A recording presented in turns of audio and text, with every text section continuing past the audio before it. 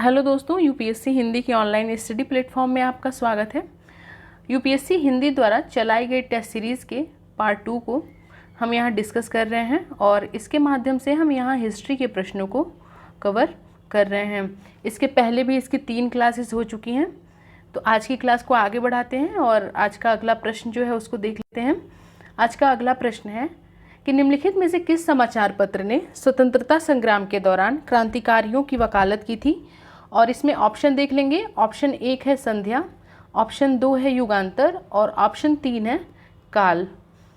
प्रश्न कह रहा है नीचे दिए गए कूटों में से सही उत्तर का चयन करें। और इसमें पहला जो हम है विकल्प उसको देख लेंगे, पहले ऑप्शन को। तो इसमें पहला जो ऑप्शन है वो है 1 और 2। बी इसमें ऑप्शन देख लेंगे 1 और 3, सी है 2 और 3 और डी है 1, 2 और 3। और इसमें से जो ऑप्शन सही हो जाएगा ऑप्शन नंबर डी इसका सही उत्तर हो जाएगा, यानी 1, 2 और 3। देखेंगे अगर तीनों इन समाचार पत्रों को, तो इन तीनों ने जो है कि स्वतंत्रता संग्राम के दौरान क्रांतिकारियों के पक्ष में वकालत की थी। देखेंगे कि स्वराज के लिए एक आंदोलन बनाने की उम्मीद में कई अखबारों ने जो है ब्रिटिश राज के दौरान लोगों की दुर्दशा को उजागर करने का विकल्प चुना। और उसी में देख लेंगे 1905 के बाद जो है कई समाचार पत्रों ने क्रांतिकारियों की वकालत करना शुरू कर दिया था। जैसे कि हम देख सकते हैं बंगाल में संध्या और युगांतर, ये दोनों बंगाल में शुरू किए गए थे, और महाराष्ट्र में काल, उन सब में से ये प्रमुख थे। तो इस प्रकार इसका जो ऑप्शन सही हो जाएगा ऑप्शन नंबर डी इसका सही उत्तर हो जाएगा, यानी 1, 2 और 3 तीनों सही हैं। नेक्स्ट क्वेश्चन देख लेते हैं। अगला है, इनको मिलान करना है। प्रश्न है सूची 1 को सूची 2 से सुमेलित कीजिए और सूचियों के नीचे दिए गए कूट का सही प्रयोग कर सही उत्तर चुनिए। तो देखेंगे एक तरफ सूची 1 दी गई है, दूसरी तरफ सूची 2, और इसको मिलान करना है। सबसे इसमें ए देखेंगे सबसे पहले, तो ये है यंग इंडिया, बी है अभिनव भारत सोसाइटी, इसमें सी देख लेंगे हिंदुस्तान सोशलिस्ट रिपब्लिक, और डी है इंडियन रिपब्लिकन। तो देख लेंगे इसमें से कौन सा सही हो जाएगा। तो यंग इंडिया जो संबंधित हो जाएगा, यह जो है कि इसका ऑप्शन 4 से संबंधित हो जाएगा, यानी महात्मा गांधी से। देखें अगर हम यंग इंडिया को, तो यंग इंडिया जो है कि महात्मा गांधी द्वारा 1919 से 1921 तक प्रकाशित किया गया था। इसको 1919 से 1921 तक प्रकाशित किया गया था।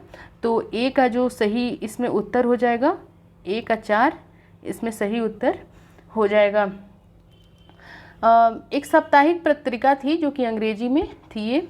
उसके बाद दूसरा हम देख लेंगे अभिनव भारत सोसाइटी। तो अभिनव भारत सोसाइटी दूसरे का बी का जो सही उत्तर हो जाएगा ये हो जाएगा विनायक दामोदर सावरकर। देखें अगर अभिनव भारत सोसाइटी को, तो विनायक दामोदर सावरकर ने अभिनव भारत सोसाइटी की स्थापना की थी। तो इस प्रकार जो है कि बी का 3 हो जाएगा। सी देख लेंगे हिंदुस्तान सोशलिस्ट रिपब्लिक। तो हिंदुस्तान सोशलिस्ट रिपब्लिक ये जो सही हो जाएगा ये चंद्रशेखर आज़ाद से संबंधित हो जाएगा। देखिए अगर हिंदुस्तान सोशलिस्ट रिपब्लिक को, तो इसकी स्थापना जो है 1928 में, इसकी स्थापना 1928 में दिल्ली के फिरोज शाह कोटला में हुई थी। और चंद्रशेखर आज़ाद के नेतृत्व में जो है हिंदुस्तान जो रिपब्लिक एसोसिएशन था उसका नाम बदलकर हिंदुस्तान सोशलिस्ट रिपब्लिक एसोसिएशन कर दिया गया था। और चंद्रशेखर आज़ाद के अलावा जो है इसके जो प्रतिभागी थे, जिसमें कि भगत सिंह, सुखदेव, भगवती चरण वोहरा आदि इससे संबंधित थे। डी देख लेते हैं इंडियन रिपब्लिकन। तो डी का हो जाएगा सूर्य सेन, इंडियन रिपब्लिकन सूर्य सेन से संबंधित हो जाएगा। देखेंगे इंडियन रिपब्लिकन सेना जो है एक अल्पकालिक क्रांतिकारी सेना थी, जिसे 1930 में सूर्य सेन और अनुशीलन समिति के संगठन द्वारा बनाया गया था। तो इस प्रकार हम देख लेंगे नीचे कि इसमें से कौन सा इससे संबंधित हो जाएगा। तो यंग इंडिया जो है कि वो महात्मा गांधी से संबंधित हो जाएगा, Abhinav Bharat Society Vinayak Damodar Savarkar, Hindustan Socialist Republican Chandrashekhar Azad, और इंडियन रिपब्लिकन का सूर्य सेन से संबंध हो जाएगा। तो ए का 4, बी का इसमें हो जाएगा 3, ए का 4, बी का 3। तो इसमें हम डी ऑप्शन को देख लेंगे, तो इसमें डी ऑप्शन जो है कि सही हो जाएगा, ए का 4। बी का 3, सी का 2 और डी का 1। तो ऑप्शन नंबर जो डी है इसमें सही हो जाएगा। नेक्स्ट क्वेश्चन देख लेते हैं। अगला जो प्रश्न है कि सूची 1 के व्यक्तित्वों को सूची 2 के मामलों से सुमेलित कीजिए और सूचियों के नीचे दिए गए कूट का प्रयोग कर सही उत्तर चुनिए। तो देखेंगे एक तरफ जो है कि इसमें लोगों के नाम दिए गए हैं और दूसरी तरफ इनसे संबंधित मामलों के नाम दिए गए हैं और इनको इनसे संबंधित करना है। तो सबसे पहले हम इसमें देख लेते हैं प्रफुल्ल चाकी। तो यह जो संबंधित हो जाएंगे प्रफुल्ल चाकी, वो मुजफ्फरपुर में बम हमले से संबंधित हो जाएंगे। अगर हम मुजफ्फरपुर बम हमले को देखें तो डगलस किंग्सफोर्ड जो है, जो कि एक अलोकप्रिय ब्रिटिश मजिस्ट्रेट था, उस पर बम फेंकने का इनका लक्ष्य था और बम फेंकने वाले क्रांतिकारी जो थे वो प्रफुल्ल चाकी और खुदीराम बोस थे। तो इस प्रकार हम देख सकते हैं मुजफ्फरपुर में बम हमला, तो ये प्रफुल्ल चाकी से संबंधित हो जाएगा। अब हम इसमें बी देख लेते हैं सुखदेव को। तो ये जो संबंधित हो जाएगा, ये जो हो जाएंगे संबंधित, ये जो है कि ए पहला ऑप्शन जो लाहौर षड्यंत्र मामला है उससे संबंधित हो जाएंगे। अगर हम लाहौर षड्यंत्र मामले को देखें तो इसमें जो है कि भगत सिंह को जो है एक ब्रिटिश पुलिस अधिकारी जो जेपी सैंडर्स थे उनकी हत्या के सिलसिले में गिरफ्तार कर लिया गया था और इसी केस को लाहौर षड्यंत्र मामला कहा जाता है। और इसमें जो है कि भगत सिंह के साथ साथ अन्य लोग भी शामिल थे, जिसमें कि हम देख सकते हैं जिसमें कि सुखदेव भी इससे संबंधित थे। तो इस प्रकार जो है कि बी का इसमें एक संबंधित हो जाएगा। सी देख लेते हैं अशफाक उल्ला खान। तो सी का जो संबंध हो जाएगा वो काकोरी मामले से हो जाएगा। काकोरी मामला देखें तो यह जो है 1925 में उत्तर प्रदेश के काकोरी के पास हुई एक रेल डकैती का मामला था और इसका जो नेतृत्व किया गया था वो राम प्रसाद बिस्मिल, अशफाक उल्ला खां, चंद्रशेखर आज़ाद द्वारा आदि लोगों के द्वारा किया गया था। तो इस प्रकार जो है कि सी का जो सही हो जाएगा वो 2 सही हो जाएगा। उसके बाद हम डी देख लेते हैं लास्ट, गणेश घोष। तो गणेश घोष जो संबंधित थे वो चटगांव शस्त्रागार छापे के मामले से संबंधित थे। इसे जो है कि चटगांव विद्रोह के नाम से भी जाना जाता है और यह जो है कि क्रांतिकारियों द्वारा चटगांव से जो पुलिस शस्त्रागार था और सहायक बलों का शस्त्रागार जो था उस पर छापा मारने का एक प्रयास था तथा इसका जो नेतृत्व किया गया था वो सूर्यसेन के द्वारा किया गया था। और इसमें अन्य प्रतिभागियों में गणेश घोष, लोकनाथ बल, कल्पना दत्ता, अंबिका चक्रवर्ती आदि शामिल थे। तो गणेश घोष जो है वो चटगांव शस्त्रागार छापे से संबंधित हैं। अब नीचे देख लेते हैं कैसे ये संबंधित हो जाएगा। तो सबसे पहले हम इसमें देखेंगे प्रफुल्ल चाकी को, तो यह संबंधित है मुजफ्फरपुर में बम हमले से।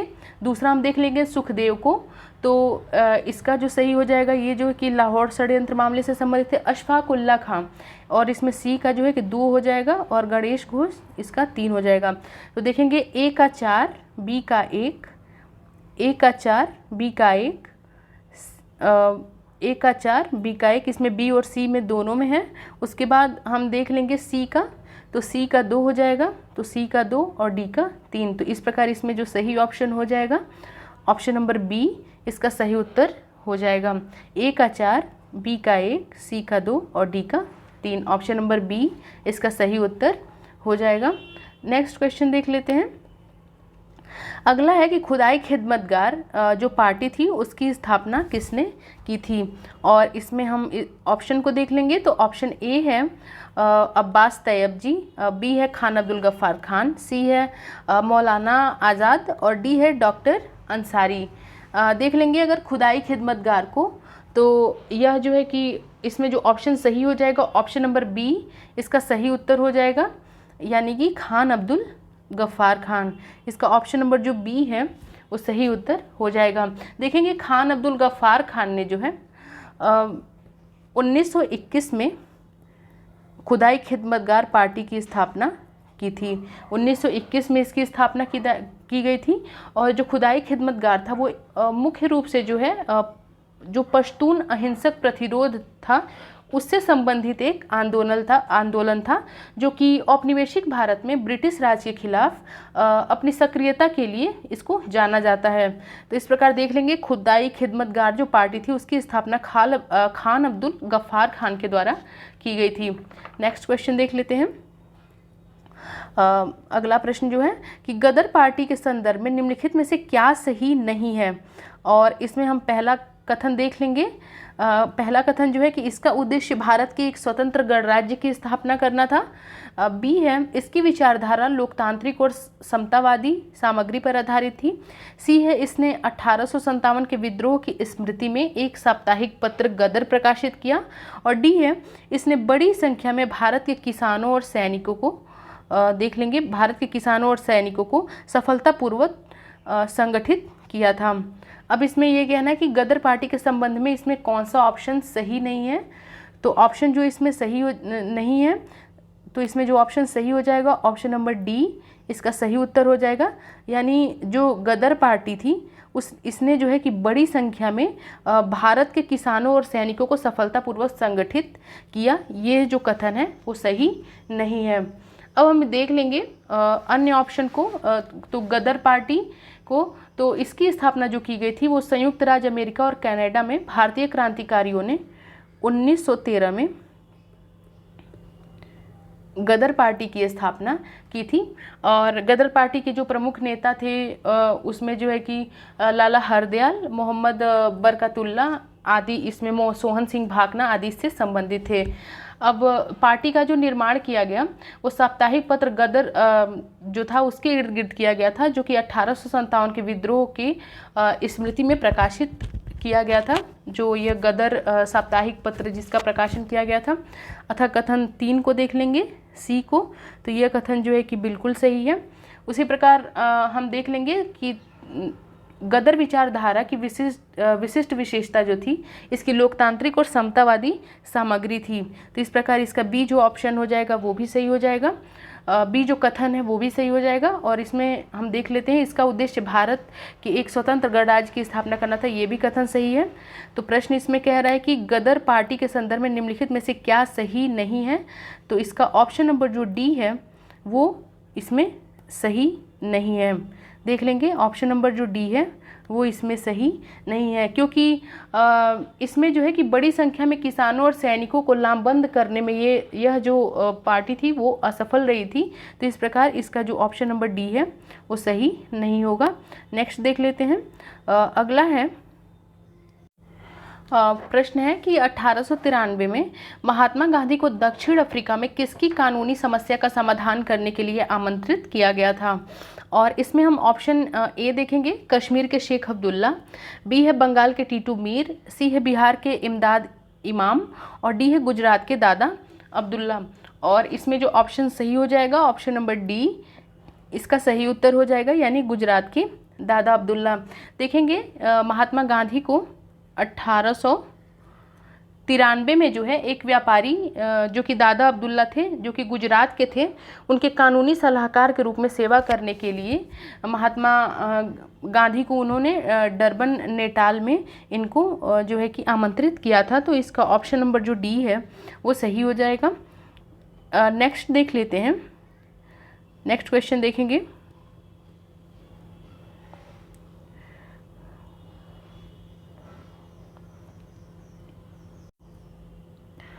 इसमें प्रश्न है कि निम्नलिखित में से क्या सहयोग आंदोलन की विशेषता नहीं है। अब इसमें देख लेते हैं। पहला जो इसमें ऑप्शन है, ऑप्शन ए है आर्थिक बहिष्कार प्रचंड और सफल था। बी है मध्यम वर्ग ने आंदोलन में बहुत बड़ी संख्या में भाग लिया। सी हो जाएगा इसमें यह इसके असमान भौगोलिक प्रसार और क्षेत्रीय विविधताओं द्वारा पहचाना गया था। और डी है असहयोग के साथ साथ अन्य गांधीवादी सामाजिक सुधार आंदोलनों जैसे शराब विरोधी अभियान ने कुछ सफलता हासिल की। और इसमें देख लेंगे कि असहयोग आंदोलन की विशेषता इसमें कौन सा ऑप्शन नहीं होगा, तो इसमें ऑप्शन नंबर बी जो है वो सही हो जाएगा, यानी कि मध्यम वर्ग ने आंदोलन में बहुत बड़ी संख्या में भाग लिया। यह जो कथन है ये असहयोग आंदोलन से की विशेषता नहीं है। बाकी हम देख लेते हैं, तो आर्थिक बहिष्कार को जो है कि भारतीय व्यापार समूहों के समर्थन में समूहों का जो समर्थन है वो उनको प्राप्त हुआ था, क्योंकि उन्हें जो है कि स्वदेशी के उपयोग पर राष्ट्रवादियों के जोर देने से लाभ हुआ था। तो इस प्रकार हम देख लेंगे, इसमें ए जो हो जाएगा ये असहयोग आंदोलन की विशेषता हो जाएगी। अन्य देख लेते हैं, तो इसमें देखेंगे तो किसानों की भागीदारी जो है कि इसमें बड़े पैमाने पे थी, और यह जो है कि इसके असमान भौगोलिक प्रसार और क्षेत्रीय विविधताओं द्वारा पहचाना गया था, ये भी इसकी एक विशेषता हो जाएगी। अब इसमें डी देख लेंगे कि असहयोग के साथ साथ अन्य गांधीवादी सामाजिक सुधार आंदोलनों जैसे शराब विरोधी अभियान ने कुछ सफलता हासिल की, तो ये भी बिल्कुल सही है। इसमें देख लेंगे क्षेत्रीय विविधताओं के आधार पर जो है व्यापक रूप से विभिन्न क्षेत्रों में ये आंदोलन फैल गया। जैसे हम देख सकते हैं बंगाल का जो मिदनापुर जिला है उसमें जो है कि यूनियन बोर्ड करों के खिलाफ एक आंदोलन शुरू किया गया। उसी प्रकार हम देख लेंगे केरल का जो मालाबार क्षेत्र है, केरल के मालाबार क्षेत्र में जो है असहयोग और खिलाफत के प्रचार ने जो मुस्लिम पट्टेदार थे वहाँ को, जिन्हें मोपला कहा जाता था, उन्होंने जो है कि संगठित होकर एक आंदोलन चलाया। उसी प्रकार हम असम में देख लेंगे तो चाय बागान मजदूर जो है वो हड़ताल पर चले गए। तो ये सभी चीज़ें जो हुई वो जो है कि असहयोग आंदोलन के ही अंतर्गत हुई। अब इसमें देख लेंगे बी ऑप्शन को, तो मध्यम वर्ग ने आंदोलन में बहुत बड़ी संख्या में भाग लिया। यह जो कथन है यह जो है कि गलत है, क्योंकि अगर मध्यम वर्ग को देखें तो मध्यम वर्ग के लोगों ने शुरुआत में आंदोलन का नेतृत्व किया था, लेकिन बाद में जो है उनके मन में महात्मा गांधी के कार्यक्रम के बारे में जो है कि काफ़ी संदेह उत्पन्न हुआ और उन्होंने जो है कि इसमें भागीदारी नहीं दिखाई। तो इस प्रकार हम इसका ऑप्शन जो सही हो जाएगा, ऑप्शन नंबर बी इसका सही उत्तर हो जाएगा। नेक्स्ट क्वेश्चन देख लेते हैं। और नेक्स्ट है कि निम्नलिखित में से कौन क्रांतिकारी कार्यकर्ता नहीं है, और इसमें हम ऑप्शन देखेंगे। ऑप्शन ए है वीडी सावरकर, ये हो जाएगा वीडी सावरकर।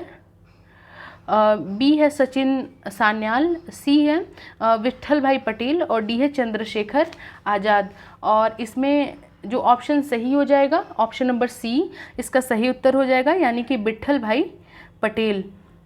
देख लेंगे इसमें ऑप्शन नंबर सी जो है वो सही हो जाएगा।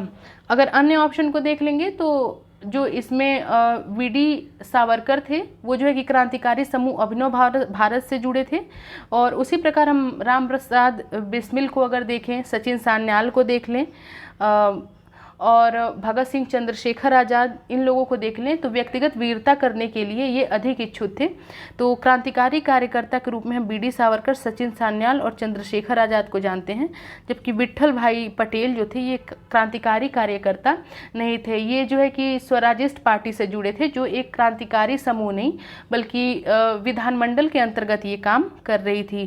तो इस प्रकार इसका ऑप्शन जो सी है वो सही हो जाएगा। नेक्स्ट देख लेते हैं। अगला है कि निम्नलिखित में से कौन सा प्रस्ताव नागपुर कांग्रेस अधिवेशन 1920 में अपनाया गया था। अब इसमें देख लेते हैं। पहला, तो इसमें जो पहला है असहयोग के कार्यक्रम का समर्थन किया गया, दूसरा है संवैधानिक माध्यमों से स्वशासन की प्राप्ति, और तीसरा है भाषाई आधार पर प्रांतीय कांग्रेस समितियों का गठन किया गया। अब इसमें देख लेंगे, नीचे दिए गए कूट का सही उत्तर चुनिए। ए देखेंगे केवल एक, बी है 1 और 2, सी है 1 और 3, और डी है 1, 2 और 3। और इसमें से जो ऑप्शन सही हो जाएगा ऑप्शन नंबर सी इसका सही उत्तर हो जाएगा, यानी 1 और 3 इसमें जो है वो जो है कि नागपुर कांग्रेस अधिवेशन 1920 में ये इन प्रस्ताव को अपनाया गया था। एक बार हम इसमें देख लेंगे। तो दिसंबर 1920 में जो है भारतीय राष्ट्रीय कांग्रेस का नागपुर अधिवेशन हुआ था, और इसमें जो है कि असहयोग के कार्यक्रम का समर्थन किया गया था। तो पहला इसमें सही हो जाएगा, और इसी में जो है कि भाषाई आधार पर प्रांतीय कांग्रेस समितियों का गठन भी किया गया था। तो इसमें ऑप्शन 3 भी सही हो जाएगा। दूसरा देख लेंगे संवैधानिक माध्यमों से स्वशासन की प्राप्ति। तो इसका प्रस्ताव जो है कि नागपुर कांग्रेस अधिवेशन जो 1920 था उसमें इसका प्रस्ताव नहीं रखा गया था, और इसलिए इसका जो ऑप्शन सही हो जाएगा ऑप्शन नंबर सी इसका सही उत्तर हो जाएगा। नेक्स्ट क्वेश्चन देख लेते हैं। अगला है कि निम्नलिखित घटनाओं पर विचार कीजिए तथा उनको क्रमानुसार व्यवस्थित कीजिए। देख लेते हैं नीचे, इनको जो है कि कालक्रम के अनुसार इनको व्यवस्थित करना है। तो सबसे पहले इसमें है शारदा अधिनियम, दूसरा है नेहरू रिपोर्ट, तीसरा है साइमन कमीशन का गठन और चौथा है दांडी मार्च। नीचे दिए गए कूट का सही उत्तर का चयन कीजिए। इसमें ए जो ऑप्शन है 3, 2, 1 तथा 4, बी है 1, 2, 3 तथा 4, सी है 4, 3, 2 तथा 1 और डी है 1, 4, 2 तथा 3। और इसमें से जो ऑप्शन इसमें सही हो जाएगा, ऑप्शन नंबर ए इसका सही उत्तर हो जाएगा, यानी 3, 2, 1 तथा 4, 3, 2, 1 तथा 4। सबसे पहले हम देख लेंगे तो इसमें साइमन कमीशन का गठन हुआ था। देखेंगे 1927 में ब्रिटिश सरकार ने जो है भारतीय सांविधिक आयोग की नियुक्ति की घोषणा की और इसके अध्यक्ष जो थे वो सर जॉन साइमन थे। और इसके बाद जो है कि इसे जो है कि साइमन कमीशन के रूप में जाना जाता है। साइमन कमीशन को जो है उन संवैधानिक नियमों की पुनः जांच और संशोधन करने का अधिकार दिया गया था जिनके द्वारा भारत शासित था। और इसमें एक बात और देख लेंगे कि इसमें कोई भी भारतीय सदस्य नहीं था और साइमन कमीशन का गठन जो किया गया 1927 में किया गया। उसके बाद हम नेहरू रिपोर्ट को देख लेते हैं। तो नेहरू रिपोर्ट जो प्रस्तुत की गई थी ये 1928 में जो है कि मोतीलाल नेहरू की अध्यक्षता वाली एक समिति की रिपोर्ट थी। तो इस प्रकार हम देख लेंगे। फिर पहला जो है कि शारदा अधिनियम। तो शारदा अधिनियम जो था ये imperial legislative council of India में जो है 28 सितंबर 1929 को देख लेंगे 1929 को बाल विवाह निरोध अधिनियम जो कि 2029 जो पारित किया गया था। और इसमें जो है कि लड़कियों की शादी की उम्र जो रखी गई थी वो 14। शारदा अधिनियम के अंतर्गत लड़कियों की शादी की उम्र 14 और लड़कों की 18 यहाँ रखी गई थी। और हम सबसे लास्ट में दांडी मार्च को देख लेंगे। तो दांडी मार्च, जिसे नमक मार्च, दांडी सत्याग्रह के रूप में भी जाना जाता है, यह जो है कि महात्मा गांधी के नेतृत्व में अहिंसक सविनय अवज्ञा का है एक कार्य था। तो इस प्रकार हम देख सकते हैं। तो ये कब शुरू किया गया था? तो इसको यह जो है कि 12 मार्च 1930 से 6 अप्रैल 1930 तक चला था। तो ये हो जाएगा 1930। तो इस प्रकार इसका जो सही ऑप्शन हो जाएगा 3, 2, 1 और 4, यानी 1927, 28, 29 और 30। तो इसमें ऑप्शन नंबर जो ए है वो सही हो जाएगा। नेक्स्ट क्वेश्चन देख लेते हैं। अगला है कि 1937 के प्रांतीय चुनाव के संदर्भ में निम्नलिखित में से कौन सा कथन गलत है? और इसमें हम ऑप्शन देख लेंगे। ए है 1937 के प्रांतीय चुनाव ब्रिटिश भारत में भारत सरकार अधिनियम 1935 के द्वारा अनिवार्य रूप से आयोजित किए गए थे। इसमें हम बी देख लेंगे। चुनाव सीमित वयस्क मताधिकार पर आधारित था। सी है कांग्रेस के चुनाव घोषणा पत्र ने भारत सरकार अधिनियम 1935 की पूर्ण स्वीकृति की पुष्टि की। और डी है इनमें से कोई भी नहीं। तो इसमें देख लेंगे, इसमें जो ऑप्शन सही हो जाएगा ऑप्शन नंबर सी इसका सही उत्तर हो जाएगा। देखेंगे कि कांग्रेस के चुनाव घोषणा पत्र ने भारत सरकार अधिनियम 1935 की पूर्ण स्वीकृति की पुष्टि की। यह जो है कि 1937 का जो प्रांतीय चुनाव हुआ था उसके संदर्भ में ये जो कथन है वो गलत हो जाएगा। पहला कथन इसमें देख लेंगे। तो 1937 के प्रांतीय चुनाव जो है वो ब्रिटिश भारत में भारत सरकार अधिनियम 1935 द्वारा अनिवार्य रूप से आयोजित किए गए थे, इसलिए कथन एक जो है वो सही है। बी इसमें देख लेंगे। तो बी जो है चुनाव जो है वो सीमित वयस्क मताधिकार पर आधारित था, ये भी जो कथन है ये बिल्कुल सही है। और इसमें हम देख लेंगे तीसरे को, तो कांग्रेस के सी को, तो कांग्रेस के चुनाव घोषणा पत्र ने भारत सरकार अधिनियम 1935 की पूर्ण स्वीकृति की पुष्टि की थी। ये जो हो जाएगा ये गलत हो जाएगा, यानी कि 1937 में जो प्रांतीय चुनाव थे उसके संदर्भ में ये जो कथन है वो गलत हो जाएगा। देखेंगे कांग्रेस के चुनावी घोषणा पत्र ने भारत सरकार अधिनियम 1935 की पूर्ण अस्वीकृति की पुष्टि की थी, तो इसलिए जो है इसका ऑप्शन सी सही हो जाएगा। नेक्स्ट क्वेश्चन देख लेते हैं। अगला प्रश्न है कि निम्नलिखित में से कौन नेहरू रिपोर्ट की सिफारिश थी? और इसमें हम देख लेंगे पहला तो है डोमिनियन स्टेटस। बी है लोकतांत्रिक केंद्र, तीसरा है वयस्क मताधिकार, चौथा है अल्पसंख्यकों के लिए सीटों के आरक्षण के लिए संयुक्त निर्वाचन मंडल। नीचे दिए गए कूटों में से सही उत्तर का चयन कीजिए। और इसमें हम देख लेंगे ए है केवल 1, 2 और 4, बी है 1, 3 और 4, सी है 2, 3 और 4 और डी है 1, 2, 3 और 4। और इसमें से जो ऑप्शन सही हो जाएगा ऑप्शन नंबर डी इसका सही उत्तर हो जाएगा, यानी 1, 2, 3 व 4 इसमें चारों जो है वो नेहरू रिपोर्ट के संदर्भ में सही है। देख सकते हैं नेहरू रिपोर्ट को, तो नेहरू समिति की रिपोर्ट जो थी उसको हम संविधान का मसौदा भी इसको कहते हैं, जो कि 1928 में इसको तैयार किया गया था। और इसका जो प्राथमिक उद्देश्य था वो ब्रिटिश राष्ट्रमंडल के भीतर जो है भारत को डोमिनियन का दर्जा प्रदान करना था। तो नेहरू रिपोर्ट की सिफारिशों को देख लेते हैं। तो इसमें जो था कि भारत के लिए डोमिनियन का दर्जा, यानी कि पहला जो है कि इसमें सही हो जाएगा। इसमें था कि 19 मौलिक अधिकार, जिसमें से जो है कि 21 वर्ष से अधिक उम्र के पुरुषों और महिलाओं को वोट देने का अधिकार शामिल था, यानी कि जो वयस्क मताधिकार है। तो इस प्रकार जो है कि कथन 3 जो है जो हो जाएगा वो भी सही हो जाएगा। और इसमें दूसरा हम देख लेंगे लोकतांत्रिक केंद्र, ये भी जो है कि सही है। और अगला देख लेते हैं नेहरू रिपोर्ट की सिफारिशों के अंतर्गत जो किया गया था वो नागरिकों के रूप में जो है कि पुरुष और महिलाओं के लिए समान अधिकार ये दिया गया था, तथा केंद्र के पास जो है अवशिष्ट शक्तियों के साथ सरकार का एक संघीय रूप, इसके बारे में कहा गया था। और इसका ऑप्शन 4 जो है अल्पसंख्यकों के लिए सीटों के आरक्षण के लिए संयुक्त निर्वाचन मंडल, तो ये चारों जो है वो नेहरू रिपोर्ट के अंतर्गत आ जाएंगे, और इसलिए इसका ऑप्शन नंबर जो डी है वो सही हो जाएगा। नेक्स्ट देख लेते हैं। अगला है कि भारत सरकार अधिनियम 1935 के तहत अवशिष्ट शक्ति और आपातकालीन शक्ति किसके पास थी? तो इसमें हम ऑप्शन देख लेंगे। ए है वायसराय, बी है प्रांतीय गवर्नर, सी है प्रांतीय विधायिका और डी है संघ विधायिका। और इसमें जो ऑप्शन सही हो जाएगा ऑप्शन नंबर ए इसका सही उत्तर हो जाएगा, यानी कि वायसराय। देखेंगे भारत सरकार अधिनियम 1935 के तहत जो है अवशिष्ट और आपातकालीन जो शक्ति थी वो वायसराय को दी गई थी। और 1935 में देखेंगे 1935 में ब्रिटिश संसद द्वारा जो है भारतीय सरकार का अधिनियम पारित किया गया था, और इसे जो है कि 1937 में लागू किया गया था। तो इस प्रकार इसका ऑप्शन नंबर जो ए है वो सही हो जाएगा। अगला देख लेते हैं। अगला है निम्नलिखित में से कौन आज़ाद हिंद फौज का सदस्य था? और इसमें हम ऑप्शन देखेंगे।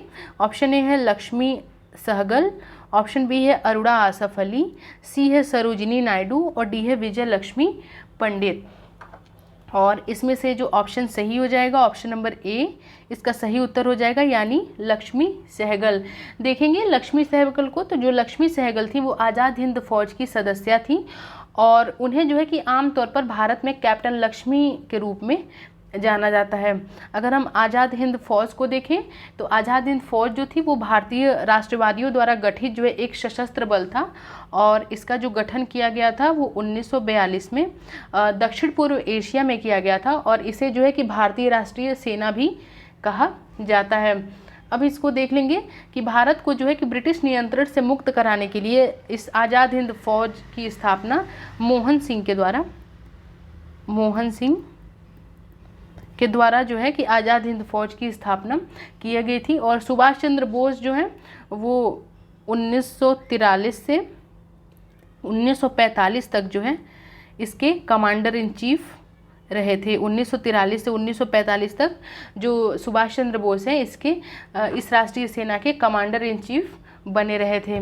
तो इस प्रकार हम देख लेंगे कि आज़ाद हिंद फौज के सदस्य जो थी वो लक्ष्मी सहगल थी। अन्य ऑप्शन को हम इसमें देख लेते हैं। तो इसमें जो अन्य ऑप्शन है जैसे कि अरुणा आसफ अली, तो यह जो थी कि एक भारतीय राजनीतिक कार्यकर्ता थी, और उन्होंने जो है कि 1942 में जो भारत छोड़ो आंदोलन हुआ था उसके दौरान जो है कि बॉम्बे के ग्वालियर टैंक में के मैदान में जो है कि भारतीय राष्ट्रीय ध्वज को फहराया था। और सरोजिनी नायडू को देख लेंगे तो यह भारतीय राज्य की राज्यपाल बनने वाली पहली महिला हैं, और इनको जो है कि नाइटिंगेल ऑफ इंडिया के नाम से ये मशहूर हैं। देखेंगे सरोजिनी नायडू को तो 1925 का जो कांग्रेस का कानपुर अधिवेशन हुआ था उसके अध्यक्ष के रूप में इनको नियुक्त किया गया था। और विजय लक्ष्मी पंडित को देख लेते हैं। तो यह जो थी एक भारतीय राजनीतिज्ञ थी तथा पूर्व स्वतंत्र भारत में कैबिनेट पद संभालने वाली पहली भारतीय महिला थी तथा यह संयुक्त राष्ट्र महासभा की पहली महिला अध्यक्ष भी रह चुकी हैं। तो इस प्रकार इसका जो ऑप्शन सही हो जाएगा ऑप्शन नंबर ए इसका सही उत्तर हो जाएगा। नेक्स्ट देख लेते हैं। अगला है, निम्नलिखित में से किस व्यक्ति ने पहली बार भारत के लिए एक संविधान सभा के विचार को सामने रखा? और इसमें हम ऑप्शन देखेंगे। ए है डॉक्टर बी.आर. अम्बेडकर, बी है एम.एन. रॉय, सी है जवाहरलाल नेहरू और डी है बी.एन. राय। और इसमें जो ऑप्शन सही हो जाएगा ऑप्शन नंबर इसका जो सही हो जाएगा ऑप्शन नंबर बी इसका सही उत्तर हो जाएगा, यानी कि एम.एन. रॉय। देखेंगे भारत के लिए एक संविधान सभा के विचार को पहली बार द्वारा जो है कि एम.एन. रॉय के सामने रखा गया था और उन्होंने 1934 में इस विचार का सुझाव दिया था। एम.एन. रॉय को देखें तो ये जो है कि भारत में कम्युनिस्ट जो आंदोलन था उसके अग्रणी के रूप में इनको जाना जाता है। तो इसका ऑप्शन नंबर जो बी है वो सही हो जाएगा। नेक्स्ट देख लेते हैं। अगला है, स्वतंत्र भारत की अनंतिम सरकार की राजधानी क्या थी? और इसमें हम ऑप्शन देखेंगे। ए है पोर्ट ब्लेयर, बी है दिल्ली, सी है कवारती और डी है चेन्नई। और इसमें जो ऑप्शन सही हो जाएगा ऑप्शन नंबर ए इसका सही उत्तर हो जाएगा, यानी कि पोर्ट ब्लेयर। देखिए अगर तो स्वतंत्र भारत की अनंतिम सरकार जिसे जो है कि आज़ाद हिंद के नाम से जाना जाता है, इसकी राजधानी जो थी वो पोर्ट ब्लेयर थी और अंडमान और निकोबार द्वीप समूह में ये स्थित था। और निर्वासन के समय जो है रंगून और सिंगापुर में भी इसकी राजधानियाँ थी। देख लेंगे 21 अक्टूबर 1943 को भारत को ब्रिटिश शासन से मुक्त करने के लिए धुरी शक्तियों के साथ सहयोग के उद्देश्य से जो है कि इसको स्थापित किया गया था। तो इसका जो ऑप्शन सही है ऑप्शन नंबर ए इसका सही उत्तर हो जाएगा। नेक्स्ट देख लेते हैं। अगला है कि भारत छोड़ो आंदोलन शुरू करने का तत्कालीन कारण क्या था? तो भारत छोड़ो आंदोलन प्रारंभ करने का जो तत्कालीन कारण है उसको बताना है। और इसमें हम देख लेंगे ए मांगों को पूरा करने की क्रिप्स प्रस्ताव की विफलता, बी है सरकार द्वारा कांग्रेस को अवैध करार देना, सी है ब्रिटिश भारत सरकार द्वारा राष्ट्रीय नेताओं की गिरफ्तारी और डी है अंग्रेजों के लड़ने के लिए द्वितीय विश्व युद्ध में भारतीय सैनिकों को शामिल करना। और इसमें जो ऑप्शन सही हो जाएगा ऑप्शन नंबर ए इसका सही उत्तर हो जाएगा, यानी कि मांगों को पूरा करने की क्रिप्स प्रस्ताव की विफलता। देखेंगे क्रिप्स प्रस्ताव को, तो ये 22 मार्च 1942 को क्रिप्स प्रस्ताव को यहाँ देख लेंगे। तो 22 मार्च 1942 को जो है कि सर स्टैफोर्ड क्रिप्स की अध्यक्षता में इस प्रस्ताव को लाया गया था और जो है कि भारत छोड़ो आंदोलन शुरू करने का जो तत्कालीन कारण था वो इसकी विफलता थी। देखेंगे भारत छोड़ो आंदोलन को, तो क्रिप्स मिशन की विफलता के बाद जो है कि महात्मा गांधी ने ब्रिटिश शासन के खिलाफ अपना तीसरा जो प्रमुख आंदोलन था वो शुरू करने का फैसला लिया। यानी कि भारत छोड़ो आंदोलन के पहले दो आंदोलन जो शुरू हो चुके थे, जिसमें असहयोग और सविनय अवज्ञा आंदोलन, ये महात्मा गांधी द्वारा शुरू हो चुके थे और उन्होंने अपना तीसरा जो प्रमुख आंदोलन है वो शुरू करने का फैसला लिया। और यह जो है कि भारत छोड़ो अभियान था जो कि अगस्त 1942 में शुरू हुआ था। तो इस प्रकार इसका जो ऑप्शन सही हो जाएगा ऑप्शन नंबर ए इसका सही उत्तर हो जाएगा। नेक्स्ट क्वेश्चन देखेंगे। अगला है, इनमें से कौन कैबिनेट मिशन का सदस्य नहीं था? अब इसमें देख लेंगे ए वी अलेक्जेंडर, इसमें बी है आर्चिबाल्ड वेबल, सी है स्टैनफोर्ड क्रिप्स और डी है पैथिक लॉरेंस। और इसमें जो ऑप्शन सही हो जाएगा ऑप्शन नंबर बी इसका सही उत्तर हो जाएगा, यानी आर्चिबाल्ड वेबल। देखेंगे अगर हम कैबिनेट मिशन को देख लेंगे तो कैबिनेट मिशन जो था यह ब्रिटिश सरकार से जो है कि भारतीय नेतृत्व के जो शक्तियों का हस्तांतरण था उसकी योजना बनाने और चर्चा करने के लिए जो है कि कैबिनेट मिशन को लाया गया था। और यह जो है कि 24 मार्च 1946 को देख लेंगे, ये जो है कि 24 मार्च 1946 को नई दिल्ली में आया। और क्लीमेंट एटली जो थे वो ब्रिटिश प्रधानमंत्री थे जिन्होंने भारत में जो है कि कैबिनेट मिशन को भेजा था। और यह 3 सदस्यीय मिशन था और इसमें जो 3 सदस्य थे वो लॉर्ड पैथिक लॉरेंस जो थे, जो कि भारत के राज्य सचिव थे, सर स्टैनफोर्ड क्रिप्स जो कि व्यापार मंडल के अध्यक्ष थे, तथा एवी अलेक्जेंडर जो थे वो नौसेना विभाग के पहले सदस्य थे। तो इस प्रकार देख लेंगे ये तीनों इसके सदस्य थे। और अगर हम आर्चीबाल्ड बेवेल को देखें तो ये कैबिनेट मिशन की अवधि के दौरान भारत में वायसराय थे। जब ये जो है कि कैबिनेट मिशन के सदस्यों में से एक नहीं है, तो इसलिए इसका ऑप्शन जो बी है वो सही हो जाएगा। नेक्स्ट देख लेते हैं। अगला है 1948 में संविधान सभा ने न्यायमूर्ति एस.के. धर आयोग को देखेंगे। ए जो है इसके धर आयोग को अपराधियों के साथ राजनेताओं के संबंधों यानी कि गठबंधन का पता लगाने के लिए जो है कि इस आयोग को बनाया था। और बी है कि गरीबी के मापन के लिए कार्यप्रणाली की समीक्षा करने के लिए। सी है भाषाई प्रांतों की वांछनीयता का जो है कि पता लगाने के लिए।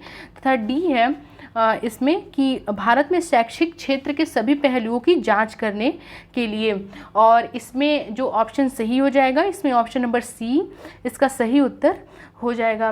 देखेंगे 1948 में संविधान सभा ने पहला भाषाई प्रांत आयोग नियुक्त किया तथा इसकी अध्यक्षता जो की गई थी वो एस.के. धर के द्वारा की गई थी। और इसने भारतीय प्रांतों की वांछनीयता का पता लगाने का जो है कि कार्य किया था।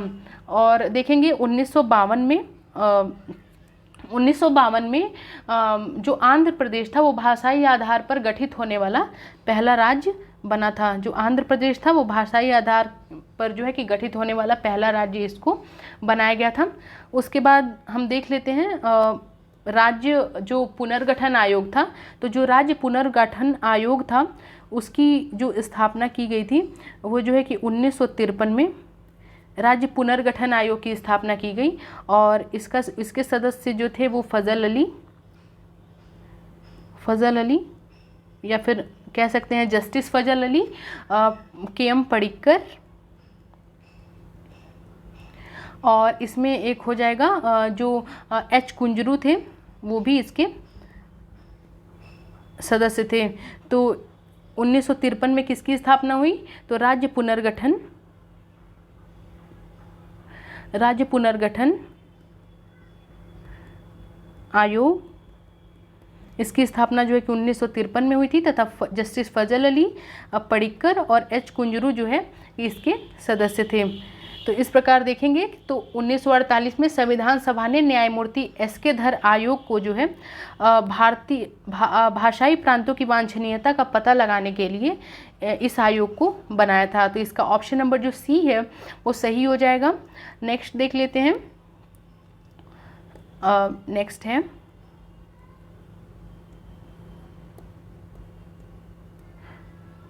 भारत का विभाजन निम्नलिखित में से किस अधिनियम योजना के तहत किया गया था? और इसमें हम ऑप्शन देखेंगे। इसमें ऑप्शन ए है कैबिनेट मिशन योजना, बी है माउंटबेटन योजना, सी है वेवेल योजना और डी है क्रिप्स मिशन। और इसमें जो ऑप्शन सही हो जाएगा ऑप्शन नंबर बी इसका सही उत्तर हो जाएगा, यानी कि माउंटबेटन योजना। देखेंगे लॉर्ड माउंटबेटन जो कि अंतिम वायसराय के रूप में भारत आए और उन्हें जो है कि तत्कालीन ब्रिटिश प्रधानमंत्री क्लीमेंट एटली द्वारा सत्ता के तेजी से हस्तांतरण का कार्य उनको सौंपा गया था। और मई 1947 में जो है माउंटबेटन एक योजना लेकर आए और जिसके तहत उन्होंने ये प्रस्ताव दिया कि प्रांतों को स्वतंत्र उत्तराधिकारी राज्य घोषित किया जाए और फिर उन्हें यह चुनने की अनुमति दी जाए कि वे जो है कि किस विधानसभा में शामिल होंगे। और इसमें हम देख लेंगे तो इस योजना को जो है कांग्रेस और जो है इस योजना को कांग्रेस तथा जो मुस्लिम लीग थी इन दोनों के द्वारा जो है कि इनको स्वीकार कर लिया गया। और तब तक जो है कि कांग्रेस ने भी विभाजन की अनिवार्यता को स्वीकार कर लिया था। उस प्रकार हम देखेंगे तो इस योजना को भारतीय स्वतंत्रता अधिनियम 1947 ये जो योजना थी माउंटबेटन योजना, इसको जो है कि भारतीय स्वतंत्रता अधिनियम 1947 द्वारा लागू किया गया था।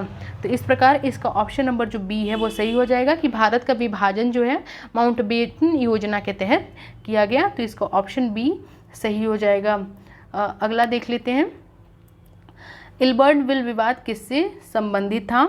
और इसमें हम देखेंगे ऑप्शन ए है, भारतीयों द्वारा हथियार ले जाने पर कुछ प्रतिबंध लगाए गए थे।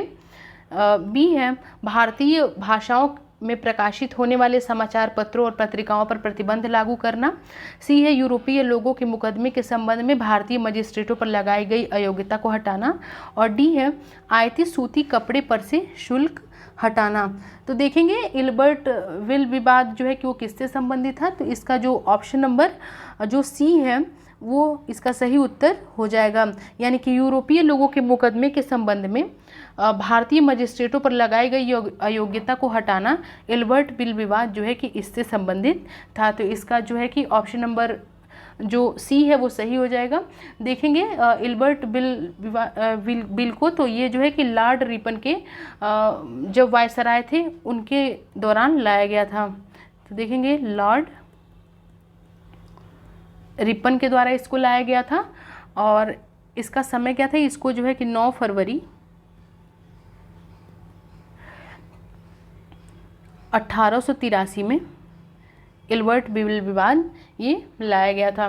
तो इसका ऑप्शन जो सही हो जाएगा ऑप्शन नंबर सी इसका सही उत्तर हो जाएगा।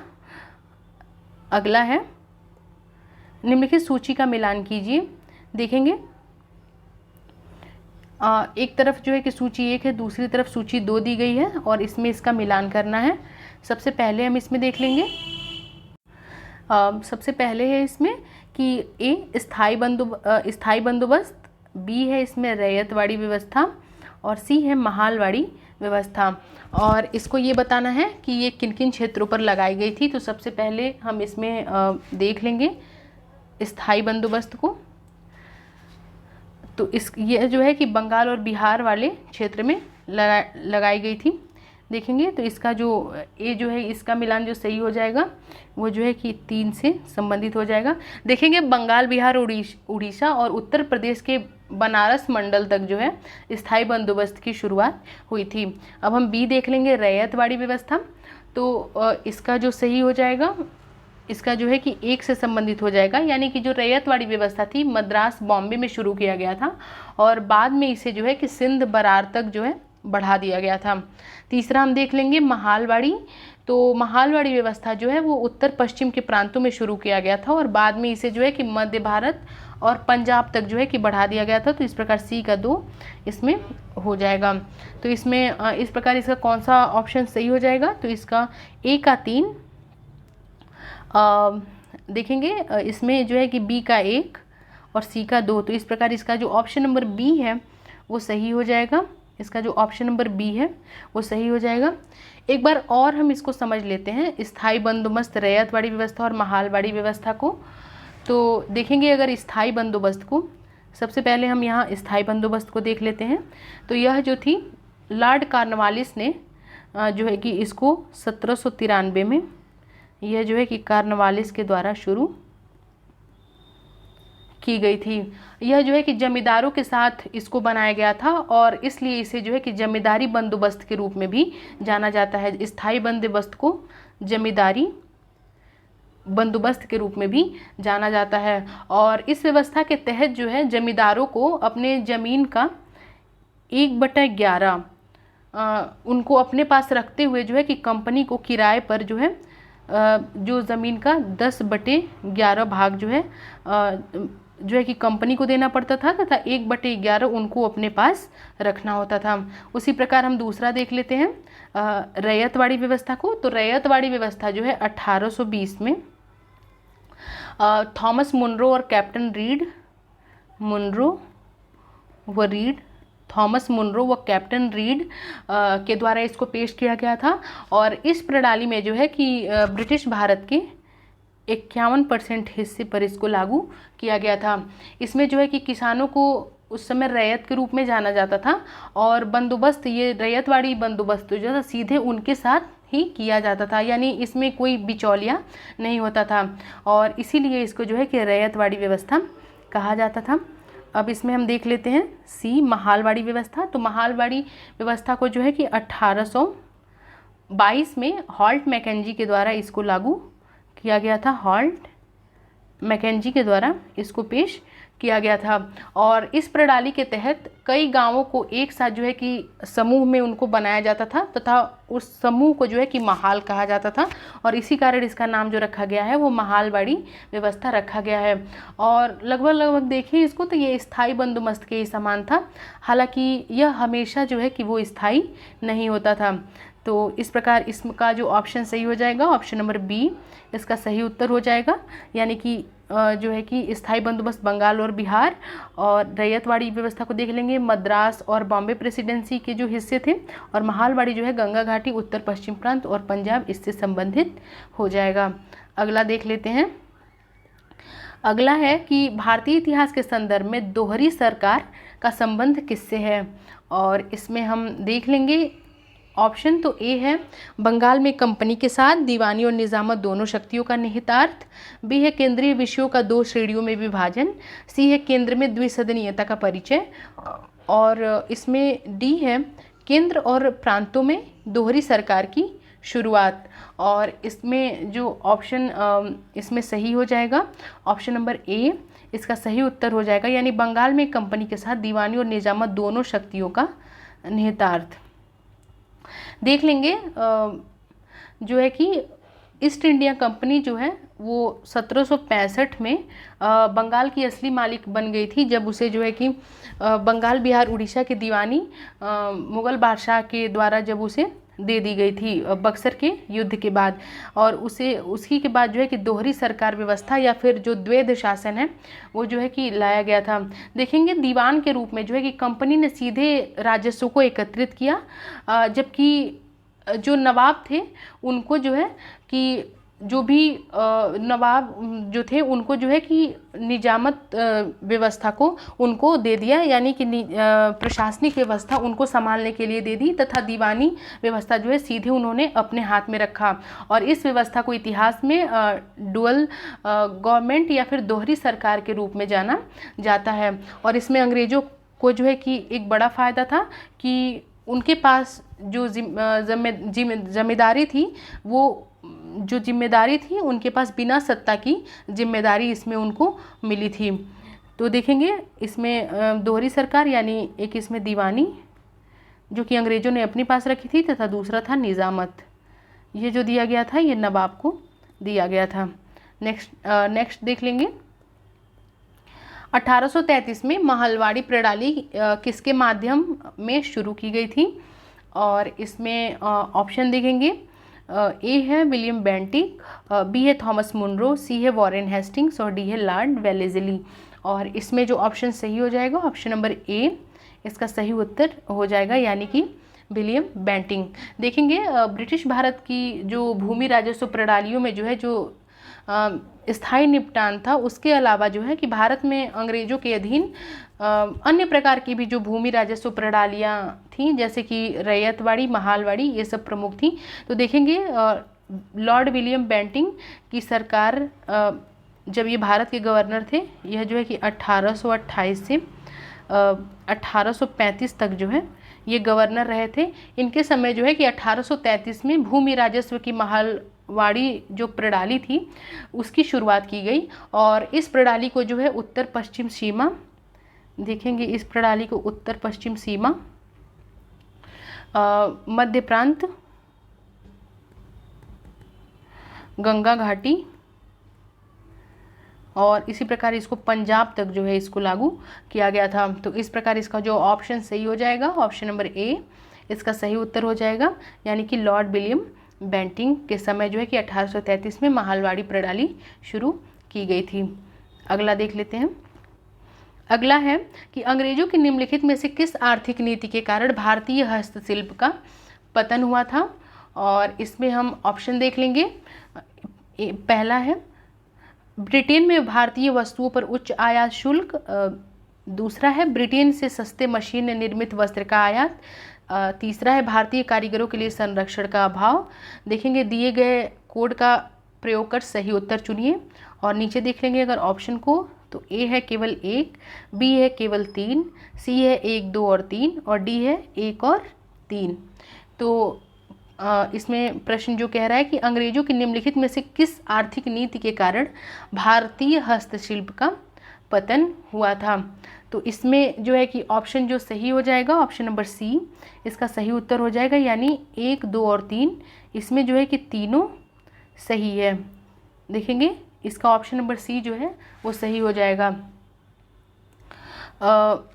देखेंगे अंग्रेजों ने जो है कि 1813 के बाद जो है कि भारत पर एक तरफा मुक्त व्यापार की नीति अंग्रेजों द्वारा लागू कर दी गई थी। इसका अर्थ है कि भारत में ब्रिटिश निर्यात पर शुल्क जो है वो काफ़ी हद तक कम कर दिया गया था, और इतना कि जो स्थानीय भारतीय बाज़ारों में ब्रिटिश माल जो है कि वो सस्ता हो गया था। और इसी के साथ देखें तो भारतीय निर्मित जो हस्तशिल्प थी जिनकी शुरुआत जो है कि जिनकी जो शुरुआत में जो पश्चिमी दुनिया में जो मांग थी वो काफ़ी उच्च थी, वहाँ जो है कि उच्च आयात शुल्क लगाकर इसको कम कर दिया गया, जिससे कि जो भारतीय सामान है वो अधिक महंगा लगने लगा। तो इस प्रकार इसका जो ऑप्शन ए है वो सही हो जाएगा।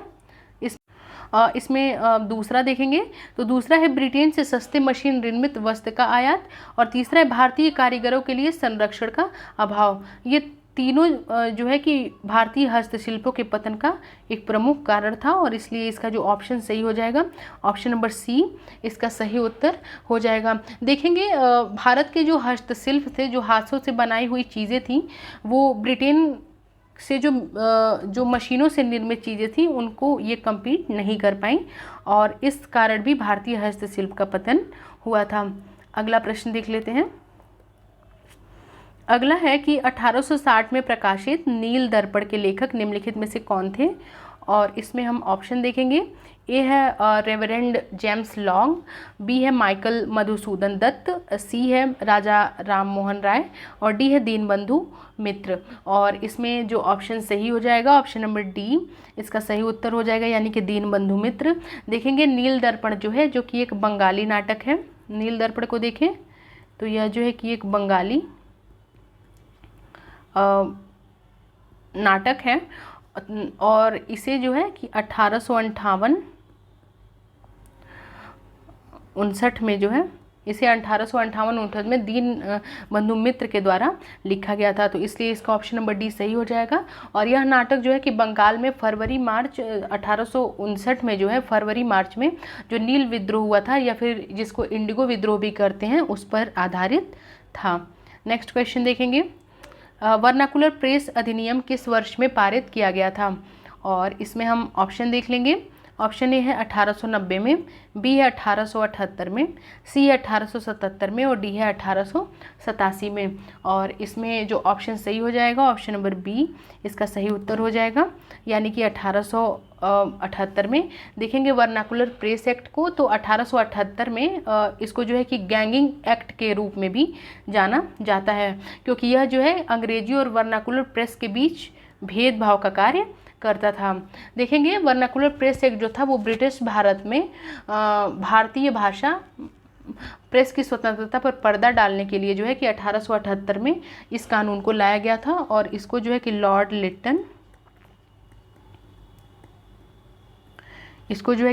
लिटन के द्वारा लाया गया था। फिर बाद में चलकर 1881 में लिटन के उत्तराधिकारी लॉर्ड रिपन थे, उनके द्वारा जो है कि इस कानून को नष्ट कर दिया गया। तो इस प्रकार इसका जो ऑप्शन सही हो जाएगा कि वर्नाकुलर प्रेस अधिनियम जो है कि किस वर्ष में पारित किया गया था, तो ऑप्शन नंबर जो बी है इसका सही उत्तर हो जाएगा। नेक्स्ट क्वेश्चन देखते हैं। अगला है सूची 1 को सूची 2 से सुमेलित कीजिए और सही उत्तर का चयन कीजिए। अब इसमें देख लेते हैं, एक तरफ जो है कि समाचार पत्रों के नाम दिए गए हैं, और दूसरी तरफ जो है ये किनसे संबंधित हैं उनके नाम दिए गए हैं, और इनको मिलान करना है। तो इसमें हम देख लेते हैं।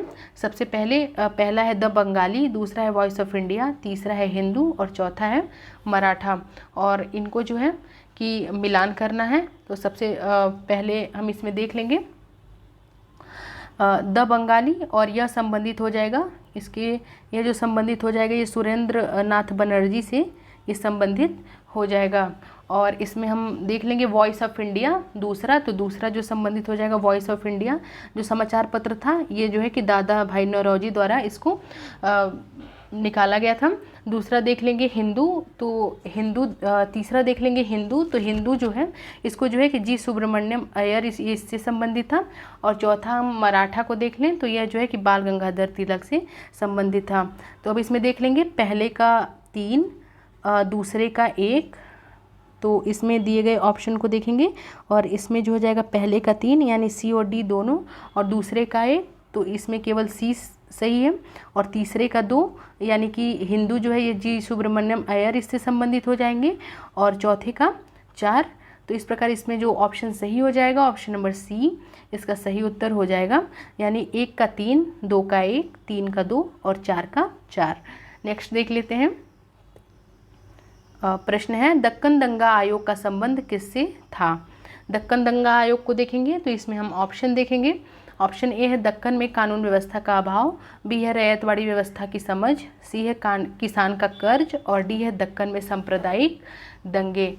और इसमें जो ऑप्शन सही हो जाएगा ऑप्शन नंबर सी इसका सही उत्तर हो जाएगा, यानी किसानों के कर्ज से जो है ये दक्कन जो दंगा था वो दक्कन दंगा आयोग था ये संबंधित था। और दक्कन के दंगे जो हुए थे वो 1875 में जो है कि पूना ज़िले में पूना में हुए थे, पूना में ये हुए थे। और किसानों का जो मुख्य उद्देश्य था वो जो साहूकारों का खाता बही था उसको बेसिकली नष्ट करना था, और उन्होंने हिंसा का सहारा तभी लिया जब ये पुस्तक जो है साहूकारों द्वारा उनको नहीं सौंपी गई। तो इस प्रकार देख लेंगे दक्कन आयोग दंगा आयोग का संबंध जो है वो किसान के कर्ज से ये संबंधित है। अगला देखेंगे। अगला है निम्नलिखित में से कौन सा गलत सुमेलित है। तो इसमें बताना है इसमें से कौन सा गलत सुमेलित है। पहला देख लेते हैं संथाल विद्रोह झारखंड से, दूसरा है मोपला विद्रोह है केरल, रंगपुर विद्रोह जो कि बिहार में हुआ था, और दक्कन विद्रोह जो कि कर्नाटक में हुआ था। तो इसमें गलत बताना है, तो इसका जो ऑप्शन सही हो जाएगा ऑप्शन नंबर सी इसका सही उत्तर हो जाएगा। अगर हम रंगपुर विद्रोह को देखेंगे तो रंगपुर विद्रोह जो है कि वो बिहार में नहीं हुआ था, रंगपुर विद्रोह जो है वो बंगाल में हुआ था। और इसने जो है कि किसानों के शोषण की जो इजारेदारी योजना थी उसकी बुराइयों को बेसिकली उजागर करने के लिए जो है कि इसको किया गया था। उसी प्रकार हम देख लेते हैं संथाल विद्रोह से बाकी के ऑप्शन को। तो जो संथाल विद्रोह जो है यह जो है कि संथाल लोगों के द्वारा ब्रिटिश औपनिवेशिक सत्ता और जमींदारी दोनों के खिलाफ जो है कि ये विद्रोह था। और इसके नेता जो है कि सिद्धू कान्हू जो है कि इसके नेता थे, और यह जो है कि झारखंड में हुआ था। उसी प्रकार हम मोपला विद्रोह को देख लेते हैं। तो मोपला विद्रोह जो है वो केरल के माराबाल क्षेत्र में हुआ था, और यह जो है कि मोपला मुसलमानों द्वारा जो हिंदू जमींदार थे उनके खिलाफ विद्रोह का जो है एक क्रम था, और यह जो है कि 1921 में हुआ था। तो इसमें पहला सही हो जाएगा, दूसरा सही हो जाएगा। रंगपुर विद्रोह ये बिहार में नहीं हुआ था, ये बंगाल में हुआ था। और डी देख लेते हैं दक्कन विद्रोह को। तो दक्कन विद्रोह जो है यह जो है कि कर्नाटक में हुआ था। तो ये तीनों सही सुमेलित हैं, और इसमें जो सी हो जाएगा ये जो है कि गलत है। तो इस प्रकार गलत ही पूछा है, तो इसका ऑप्शन नंबर जो सी है वो सही हो जाएगा। आज की क्लास में इतना ही, आगे के प्रश्न अगली क्लास में डिस्कस होंगे।